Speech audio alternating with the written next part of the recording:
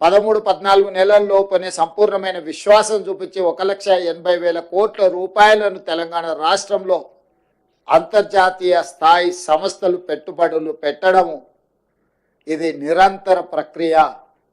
నిరంతరం మా ప్రభుత్వం చేసిన కృషిని, మా ప్రభుత్వం పాటిస్తున్న విధానాలను రాజకీయపరమైన అంశాలలో విభేదించిన రాష్ట్ర అభివృద్ధి విషయంలో 2004 కంటే ముందు తెలుగుదేశం పార్టీ అమలు చేసిన విధానాలు రాష్ట్ర ప్రయోజనానికి అనుకూలంగా ఉంటే ఆనాడు వాటిని కొనసాగించిన. ఈనాడు గత ప్రభుత్వం ఏదైనా ఉపయోగపడే అంశాలలో నిర్ణయం తీసుకుంటే కూడా తెలంగాణ రాష్ట్ర ప్రజలకు ప్రయోజనం చేకూరుతుంది అనుకుంటే ఆ విషయంలో రాజకీయ వివాదాలకు వెళ్లకుండా విధానాలను కొనసాగిస్తూనే ఇంకా స్పష్టంగా నమ్మకంగా విధానాల రూపకల్పనలో ఒక నిర్దిష్టమైన ప్రణాళికను తీసుకొని తెలంగాణ రాష్ట్ర ప్రభుత్వం ముందుకు వెళ్ళింది. కాబట్టి ఈరోజు ఈ దిగ్గజాలు తెలంగాణ రాష్ట్రంలో పెట్టుబడులు పెట్టినరు. ఆ పెట్టుబడులను వేగంగా పన్నులను అమలు చేయడమే కాకుండా అనుమతులు ఇవ్వడంతో పాటు అవసరమైన భూ కేటాయింపులు కానీ పరిపాలన అనుమతులు కానీ అన్ని రకాలుగా ఆ సంస్థలను ప్రోత్సహించి ఆ సంస్థల పెట్టుబడుల ద్వారా రాబోయే ఉద్యోగ ఉపాధి అవకాశాలు తెలంగాణ సమాజానికి అందివ్వాలన్న ఆలోచన మా ప్రభుత్వానిది.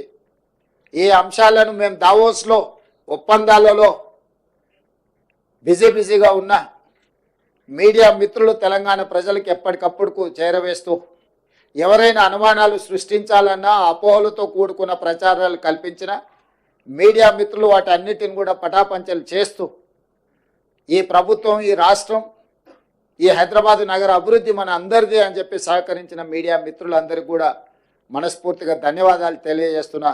ఇదే విధంగా మీ సహకారం ఉండాలి. మనందరం కలిస్తేనే తెలంగాణ, మనందరం కష్టపడితేనే తెలంగాణ అభివృద్ధి, మనందరం ఈ తెలంగాణ పునర్నిర్మాణంలో భాగస్వాములు కావాలి. భవిష్యత్తులో ఇంకా తెలంగాణ ఈ దేశంలోనే అత్యధిక ఆదాయం కలిగిన రాష్ట్రంగా మారాలి.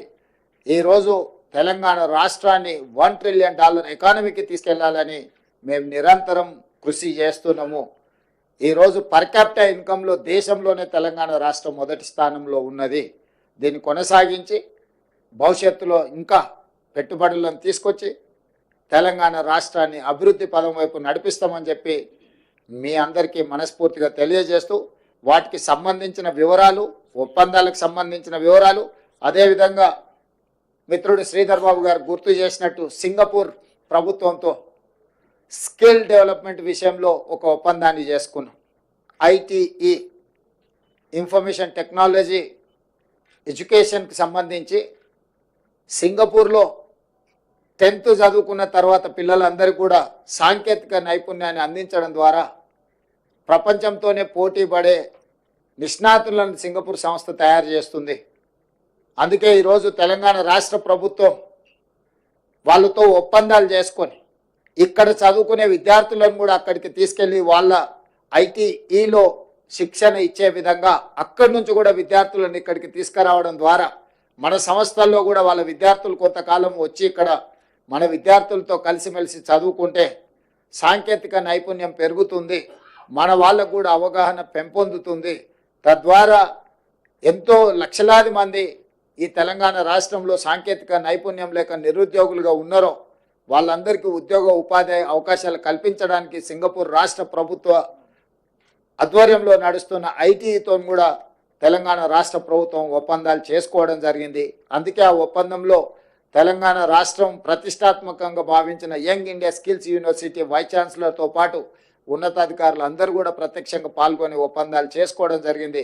సింగపూర్ రాష్ట్ర ప్రభుత్వానికి సంబంధించిన మంత్రులతో చర్చించడం, సాంకేతిక నైపుణ్యాన్ని ఇచ్చిపుచ్చుకోవడం ద్వారా మనము సింగపూర్ ప్రభుత్వం కలిసి పనిచేయాలని కూడా ఒక ఒప్పందానికి వచ్చినాం. అది భవిష్యత్తులో మన సాంకేతిక నైపుణ్యాన్ని వేగంగా పెంపొందించడానికి ఉపయోగపడుతుంది. ఇవన్నీ కూడా తెలంగాణ రాష్ట్ర అభివృద్ధి కోసం ప్రభుత్వం తీసుకుంటున్న నిర్ణయాలు. ఈ నిర్ణయాలను అన్నిటిని కూడా యువకులకు, ముఖ్యంగా ప్రజలకు అందరు కూడా చేరవేస్తున్న మీకు అందరికీ మనస్ఫూర్తిగా ధన్యవాదాలు తెలియజేస్తూ మా విదేశీ పర్యటనకు సంబంధించి ఒప్పందాలకు సంబంధించిన పూర్తి వివరాలను అందించవలసిందిగా మిత్రుడు మంత్రి గారు శ్రీధర్ బాబు గారిని కోరుతున్నాను. పాత్రికేయ మిత్రులందరికీ నమస్కారం. గౌరవ ముఖ్యమంత్రి